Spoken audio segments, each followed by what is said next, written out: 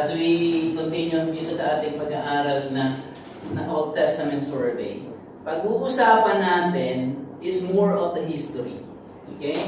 And then, of course, the prophecy. Book of Daniel is divided, let us divide it into two. Okay? Two parts. Chapter 1 to 7, we will be talking about, it talks about the third person. It talks about Daniel. It talks about his friends. It talks about the dreams of Nebuchadnezzar. It talks about yung people, yung third person na nandoon sa kanyang kapanahunan. Chapter 1 to 7. And then chapter 8 to 12, it's all about Daniel. Okay? Si Daniel, nagpakita sa yung Diyos sa kanya ng mga visions. So, yung chapter 8 to 12, we'll be talking about the prophecy. Kaya itong si Daniel is one of the major prophets. Alam niyo bakit natatawag na major prophets? Class, bakit nasasabi siya na isang great major prophets? Dahil what? Sige, Harold. Because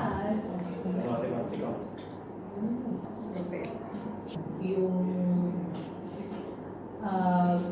directly yung message from God directly pinapadala. So in that case, he could be what we call the mouthpiece of God.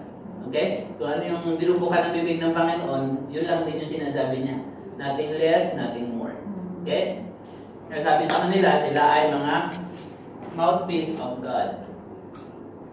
Ngayon, ang kagandahan dito kay Daniel, kaya sa sinabing major prophet, is there is a global implications of their prophecy. Tandaan niya, major prophets will be classified if they have a global implications of their prophecy. Okay? Pagka malupit yung kanilang mga propesiya. Okay? Merong malawak na sako. Okay? Daniel is a statesman prophet. Di ba si Ezekiel is... Ano si Ezekiel? The weeping prophet. Oh, the Jeremiah. The weeping prophet. Ito is statesman. Dito nabi natin statesman para siyang senador. Parang political prophet. Di ba? Kasi tao siya ni Nebuchadnezzar. Tao siya ni Cyrus the king. So maganda itong buhay ni Daniel kasi pag tinignan natin yung timeline niya, ang lupit. Mabe-bless kayo kasi yan. Yan ang timeline ni Daniel. Okay? Tinalo niya si Joel, tinalo niya si Panaya sa ministry. Hindi, in this case, yung ano lang, what we call it, wala naman kasing talo-talo sa ministry. Ang sinasabi ko lang dito is yung time frame. Okay, when we talk about yung kanyang oras sa ministry, ang haba. Kita mo, ito si Jeremiah, di ba, diniscuss natin dati yung Ezekiel. Actually, tapos na yung ministry ni Ezekiel, si Daniel, lumalarga pa.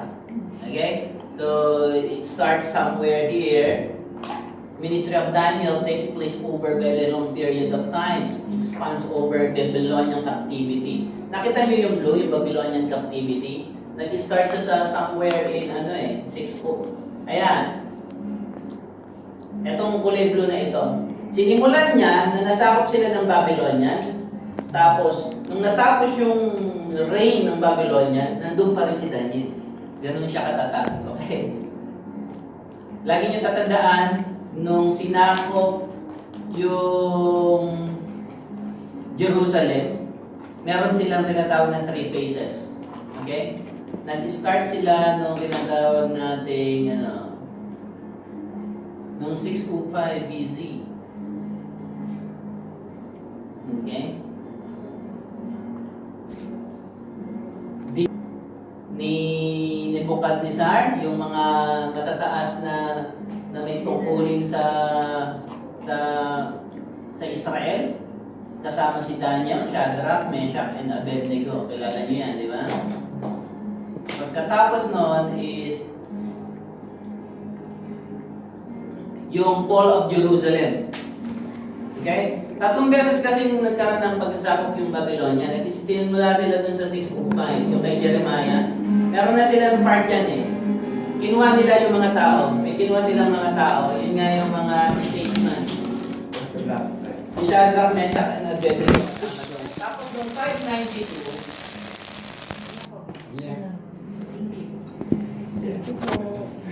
586 BC, Temple of Jerusalem is destroyed and final captivity is taken. Nakita niyo yung Jerusalem and Temple destroyed? Yan yung final captivity. Yan yung last na kinuha ng Babylonian, yung mga tao sa Israel. Okay? At nagtapos yung kanilang pananakop ng Babylonian captivity sa Jerusalem o sa Israel noong 539 BC. Okay, malinaw na itong timeline na ito ha. Kasi itong 600 to 530, papalapit tayo kay Jesus Christ yan. Ha? Okay? The lower the year, yun yung mas malapit siyang dumating doon kay Jesus Christ. Sino ang tumalo sa sa Babylon, sa history? Kilala nyo? Sino? Ha? Persia. Okay, Medo-Persian. Kung naman narinig niya yan. Okay, let us continue. Ito, chapter 1. Pakibasa nga po nung ano nakakita. Dito ba? Nagagamit ka? Hindi naman.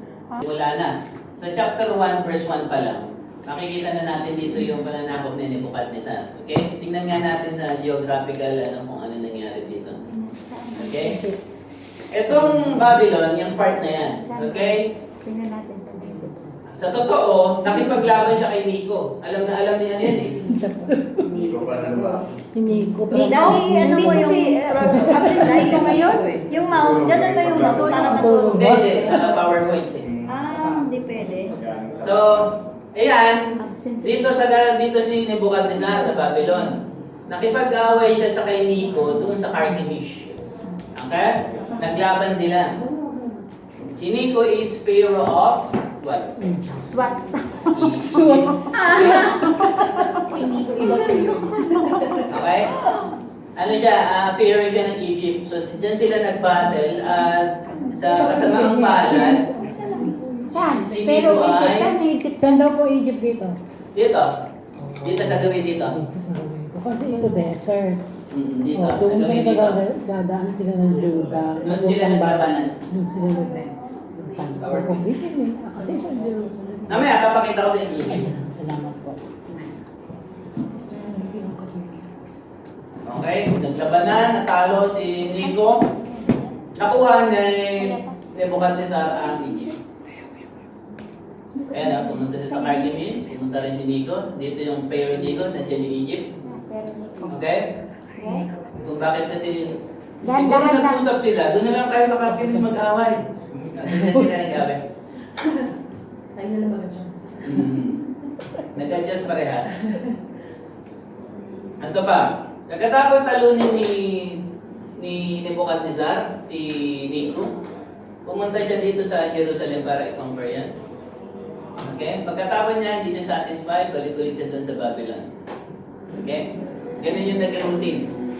Babylon at laban sa battle in Carchemish with Pharaoh Nico. Natalo si Nico kaya nasakop niya yung Egypt. At the same time, binuhan niya na rin yung Jerusalem. Malapit lang kasi. Tapos bumalik siya ulit sa Babylon. Let us have a full overview. Sabi ko sa inyo, ang Book of Daniel will be divided into 2 divisions lang. Yung una, chapter 1 to 7, it talks about the third person. Okay, it talks about the story of Shadrach, Meshach, and Abednego, yung mga third persons. But when you talk about chapter 8 to chapter 12, talks about him. Saka yung pakita sa kanya ng Diyos, sa visions niya. Siya lang. Parang siya lang yung star sa chapter 8 to 12. Okay? And all those visions. Tingnan natin mamaya. Historical itong ano nito. Let us hear. Dito ang sinasabi sa inyo, it is written in the third person, chapter 1 to 7. Written in the first person. Okay? Talks about him and the prophecies. Dito, makikita natin yung 7 historical narratives. Dito naman, puro prophecy. Okay? When we talk about narrative, ito yung mga nangyari natin. Okay? Pag-usapan natin yung features of the book. Actually, itong book na to nakakatuwa kasi chapter 1 was written in the language of Hebrew language. Okay? Chapter 2 to 7, sinulat siya sa tinatawag natin Aramaic language. Okay? Itong Aramaic, ito ay parang pinsan ng Hebrew language. Mas common that time. Okay? Yan yun, Hebrew, chapter 1. Chapter 2 to 7 written in Aramaic. Okay? Tapos, nung chapter 8, ito na, yung sa vision na ni Daniel, bumalik ulit sa Hebrew. Ito yung language ng Israel. Yung cabinet ko. Hebrew language. Excuse me po. Ay. Lakas na. That's ko naman. Ang ganda-ganda nito. Ay. Yung pinaka-prologue niya sa kanyang book is in the language of Israel. Okay? Tapos, ito, prophetic history relating to the Gentiles. Okay? Ito naman, prophetic history relating to the Jews. Tignan natin yan doon ngayon, mamaya. Malupit ito, chapter 8 to 12. Marami siyang mga revelations dyan na ipapakita sa kanyang promises. Okay? Let us continue. May question ba? Wala pa. Okay, yung sinabi ko kanina, it is partially written in Aramaic. Nakakatuwa, ano? Sinulat niya na ng Hebrew, tapos iniba niya pa. So, tapos, this is more emphasis on the kingdom. Ang dami kasi maglalaban-laban dito, kaya ang historical ito eh. Meron dito makikita natin yung emphasis on prayer, on nung nanalangin si Daniel, tapos sinabi ni Michael na since nung nag-start ka nanalangin, narinig na yung panalangin mo. Maraming spiritual battle dito, makikita natin. Ito yung mga pictures, ang ganda siya. Okay, let us start. Magpagkakumpara muna dito sa Ezekiel. Natatandaan niyo si Ezekiel? Yung kinuwento ko the Lord is there. Di ba? Natatandaan niyo na nakakita siya ng vision na umaalis yung glorious presence of God to Jerusalem at nakita niya dun sa Babylon. Let us compare their yung kanilang book.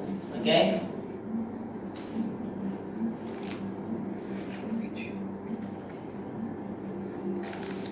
Si Ezekiel, a priest who spoke of matters of spirit. Okay? Parang individual. And the status nung Israel itself. The statement spoke matter of state, kaya siya naging statement eh. Sa book of Ezekiel, it emphasizes times of Israel's glory. Tapos dito naman, emphasizes Gentiles' glory. Mamaya makikita natin yung tinatawag nating dispensationalism. Okay? Ano yung pinagkaiba ng dalawa na yun? Anong word na yun? Dito, residence as a prisoner, residence in a palace. Natatandaan niyo si Ezekiel, di ba? Bilanggo siya. Pero si Daniel, para din siyang bilanggo eh. Nasa loob nga lang siya ng palace. Kasi wala silang sariling identity in that sense. Kasi sinakop na sila ni Nebuchadnezzar and still, siyempre, parang gusto niya pa rin yung sarili nilang identity. Focus on Israel and the Jews. Dito sa book of Daniel, focus on Gentiles and the world. Kaya the world dyan, ang dami kasi gagamitin ng Diyos na conquerors para ma-fulfill din yung mga prophecies na binanggit ni Daniel dito mamaya sa chapter 8 to 12. Okay? Punta na tayo sa Torre ni Babel. Sa Sigura. Yan. Actually, ito yung city ng Babylon. Napapaligiran siya ng tubig. Ang galing, no? Hindi kasi para hindi sila ma-attack, di ba? Alam niyo ba yung pagkakatayo ng pyramid? Pyramid of Egypt? Kasi may malalaking bloke doon na mahirap i-transport. Alam niyo yung Pyramid of Egypt? Ang daming bloke doon na ihirap i-transport sa pamamagitan lang ng kasi ang lalayo ng pinagkuhanan ng mine nun. Alam niyo yung according to the history, pinagbukay pala yun. Gumawa pala doon ng temporary river Tapos gumamit sila ng boat para itulak yung mga block-blocking na yun at isinampak kung saan man isasampa yung mga blocks na yun. Tapos pagkatapos ng tinabunan din nila. Kaya wala kayong makita sa ano, di ba? Wala po. Yun yung isa sa nakaka-amaze dun sa Pyramid of Egypt. Ang galing, ang talino nila. Parang ganito, makikita yan nandiyan yung talagang hindi mo siya ma-atake. Pag tinignan mo yung floor plan yan, ayun, may mga tubig siya dyan.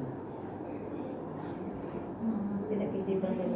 May tinatawag sila ng Easter Gate. Yun yung Easter Gate na yan, nung bumagsak na yung Babylon, kinuha yan ng British. Okay, alam naman mga British. Tapos nilagay yun, sa palagay niya, sa British Museum. Okay? Dito sa Easter Gate na ito, makikita natin yung yung may mga engraved na mga animals at yun ay nilagay nga sa museum. Dito din sa City of Babylon na ito, makikita natin yung naririnig niyo yung hanging garden. Alam niyo yung story ng civic at kultura ninyo, di ba? Yung hanging garden, narinig niyo na? Narinig. Yung asawa kasi ni Nebuchadnezzar na namimiss niya yung mountain na setting ng kanilang lugar, nalulungkot. What Nebuchadnezzar did is nagpagawa siya ng hanging garden where maraming nakahang na halaman. Okay? Na parang pag nakikita yun ni Amethyst, itong kanyang asawa na galing sa Media, which is northwestern part of Iran ngayon, nakikita niya yung parang bundok pa rin doon sa lugar nila. Kaya yung ginawa ni yan. Narinig niyo nito, Tower of Babel, di ba? Isa din yan, sa Babylon din yun. Pag narinig niya, huwag niyo i-separate. Yung Tower of Babel, yung nagkaroon ng pagkakaisa ang tao, na magtayo na kung saan datingin nila o ratingin nila yung heaven. Okay? This is unification of people in error. Okay? Isa pa po ang language.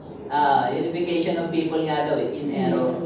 Hindi. Oo. Kaya tinanggalan sila ng ibang mga Ayan yung Easter Gate na sinasabi ko sa inyo.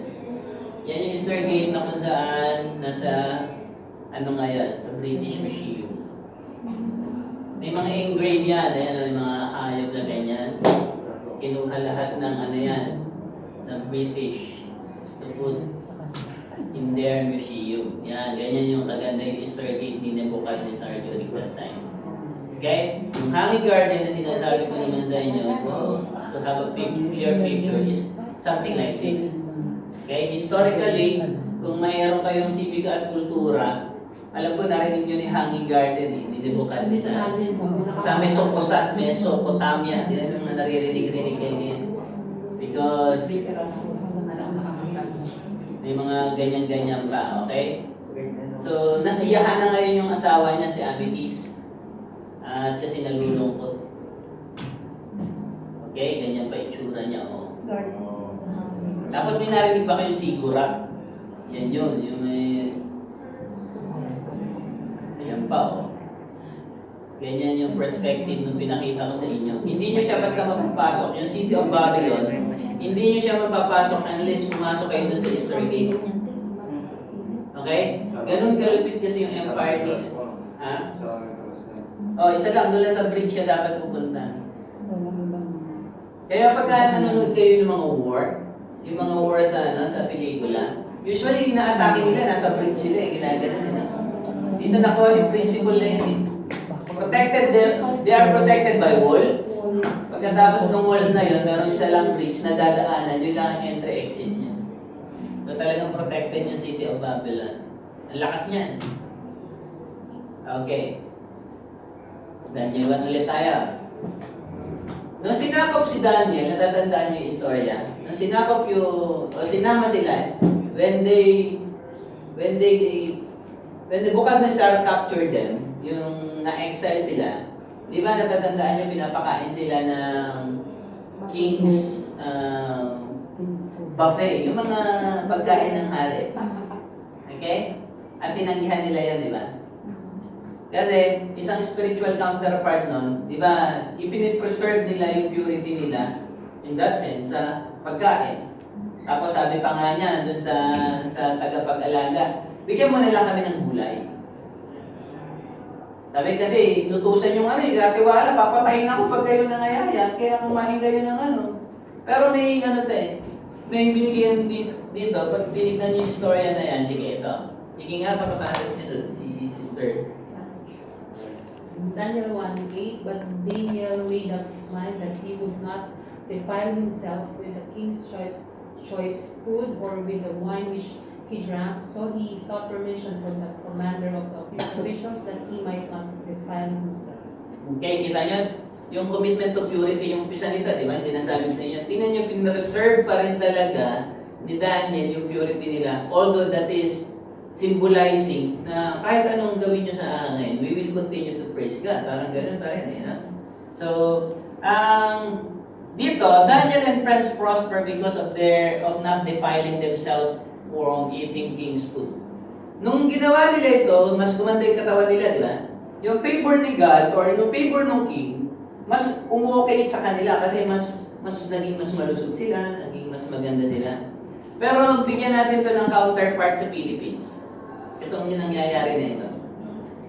Isa kasi sa diskarte ng pananakop, diskarte ng pananakop, nangyari sa Philippines. Hindi ko lang alam kung naobserbahan nyo. Nung sinakop tayo ng Amerika, hindi naman tayo sinakop, sige sabihin natin, concerned daw ang Amerika sa Philippines. Kinuha nila yung mga may sinasabi sa kalipunan at ginawa nilang scholar sa Amerika. Natatandaan yan? It happened in the Philippines. Maraming pinaaral ang Amerika na galing sa Pilipinas. Okay? Okay. Pagkatapos nun, pinag-aral ng maraming taon. Pagbalik nila, yung Pedro yung pangalan niya, pagbalik niya, naging Peter. Wow. Kasi English na. Ha? English. So, ganito yung sistema nito. Tingnan nyo lang, tingnan nyo lang. Kasi si Daniel, gustong kuhanin ni Nebuchadnezzar yung tanggalin yung kultura nila. Which is, nagtagumpay naman yung yung Amerika eh. Tingnan nyo. Yung colonial mentality ng Pilipino, nakuha sa ganung setup eh. Kinuha yung mga leader doon sa Philippines at sila ngayon yung pinabalik. Pag natapos nag-aral, sila ngayon yung mga senador, sila ngayon yung mga congressman. So, ngayon, kung ikaw ay merong style o culture ng Amerika, paano mo pa mamalalakarin ang Pilipinas? Base doon sa kinalakihan mong culture. So, in that way, internally, nasakop tayo ng Amerika. Hanggang ngayon, ang utak natin, pagka hindi stateside, ayaw natin. Nasakop tayo internally, hindi mo makita siya na ganun din ang gustong gawin, ganun din parang gustong gawin ni Nebuchadnezzar. Kuhanin niya, i-defile niya yung culture ng Israel at pakainin siya ng king's food. Kasi pag tinanggal mo na yung king's food, magwawala na yun. Hindi na sila mabubuhay kasi nasanay na sila sa king's food. Nagpangyari yan sa Pilipinas. Ang galing ng pagkakasakop ng Amerika. Hindi nyo lang siguro naramdaman pero nasakop tayo sa ating mga kultura, sa ating mga behavior, the way we think. Pagsasalita lang. Pagsasalita lang, kailangan magaling ka mag-English. Di ba? Parang pag hindi ka magaling mag-English, work ka. Pagka medyo mali yung grammar mo, bobo. Di ba? Parang gano'n. Pero, kasi ang standard natin, dapat Amerikano kang magsalita. Doon sa mga bubo, malalaman nilang mga bright sila. Yep. Ha? Kung walang mga bubo, sila alam na bright sila. Oo. Pasalamat sila may mga bubo. Mr. Elby, bakit ba tayo may ipis? Kahit God created lahat, di ba? God created all good things. Meron ka ba nakikitang advantage sa ipis? I don't know. Kung mangyari naman na bigla, wala ba sila ulam? Nagsimula ka na ba? Kahit gumagapakit ako. Medyo halang yung ibis doon. Ano? Alam nyo, minsan we just have to look on things on the perspective of God. Kaya may ipis, alam mo bakit? Ito, ano lang to trivia. Para maging malinis tayo. Linis. Pero usually, pagka may ipis, may marumi yung bahay. So, at least nagiging malinis tayo. Bakit papatayin natin ipis? Sige, hayaan natin ipis mag-ano doon para maglinis bahay natin. Kapag hindi mo pinatay, Hindi, ang ipis, kaya na nagkakaipis kasi marumi yung bahay. Oo, So, sumalat hindi maglinis ng Kaya hindi sila kaya maglinis. Maglinis ng bahay. Parang maglinis. Yes, tayo. So, Para you sa akin know din. things like that. Okay? Kasi all things work together for good. shower po yun. For those who love God. Promise Talayo. Okay, okay, sige yan. Pinasok ko na. Sunod. The king talked with them, and out of them all not one was found. Like Daniel, Hananiah, Mishael, and Azariah. So they entered the king's personal service. Okay, so alam na natin kung sino yung Hananiah, Mishael, and Azariah. Okay? Shadrach, Meshach, and Abednego. Okay? Si Daniel, ano pangalan niya dati? Daniel. Daniel. Belteshazzar. Yun ang Babylonian. Ang Babylonian name. Oo, yun na nga. Ang chef. Yun ang pinalit sa kanya, Belteshazzar. Tapos, tingnan nyo tingnan nyo. Di ba sinasabi ko sa inyo, nung pumunta sa Amerika, Pedro. Nung dumating, Peter. Ganyan din yan. American. Si Daniel, pinalitan ng pangalan. No? Saka si Hananiah, Mishael, and Azariah. Okay? Kasi they want really, ang discard ni Nebuchadnezzar is not just to conquer it ng temporary. Gusto niyang palitan yung kultura. Pero nangyari kasi talaga sa atin, kakalungkot. Okay. Chapter 1, 2021. Sige nga po. As for every matter of wisdom and understanding about which the king consulted them, he found them 10 times better than all the magicians and the conjurers who were in all his realm. And Daniel continued until the first year of Cyrus, Okay. the king. Nakita niyo yung favor ni God dun sa kanila kasi, di ba yung topic natin kanina is yung pinanatili nila yung kanilang purity. Okay? So yung pagpapala nandyan. Sino si Cyrus? King of Persia. Okay. So nag-advance lang dito. Okay? So sinabi lang na yung buhay ni Daniel is nagpatuloy hanggang pagkatapos ng Nebuchadnezzar, di ba? Kasi ang tumalo sa Babylonian is Medo-Persian. Okay. Ito na. Dream of the image, tapos na sa chapter 1. Dream of image of the four kingdoms. Okay? Yan yung sa chapter 2. Ano yung chapter 2 kung natatandaan nyo? Na naginip si Nebuchadnezzar. Okay? At tapos pinatawag niya lahat ng pahang, pantas, wise men, para interpretin yung kanyang dream. Pero ano yung nakakatuwa dito sa pagpapatawag ni Nebuchadnezzar? Hindi naman nakakatuwa, nakakainis niya. Alam niyo kung bakit? Sabi nung ni Nebuchadnezzar, interpretin niyo yung dreams ko. Tapos tinanong ng mga wise men, ano yung dreams mo? Hindi, yun nga yung dreams ko. Hanapin mo kung ano yung dreams ko na yun at i-interpret mo. Hindi niya sinabi. Hindi nga po. So, gusto niya na maramdaman, malaman at makuha ng mga wise men yung dreams na yon. Diba, nanaginip siya ng statue na ang head is gold, yung chest niya, silver, tapos yung belly and thigh niya, bronze, yung legs niya, iron, tapos mix of iron and clay. Yan yung vision niya. Natatandaan yan? Okay? So, papapatay lahat ng wise men. Yun lang naman yung ano. Pag hindi nyo na-interpret yan, papatayin ko kayo lahat. Okay? Until dumating si Daniel. At maganda yan, pumunta siya doon sa mga kaibigan niya. Ano sila, tulungan na doon na mag-pray tayo na ipakita sa atin yung vision na yun. At yun nga, nagtagumpay itong magkakaibigan na ito. At pinuntahan niya si Nebuchadnezzar at sinabi niya yung vision regarding dito sa panaginip na to. Dito sa chapter 3, rescue of Daniel's friend from the fiery furnace. Yan, may tanong tayo mamaya dyan.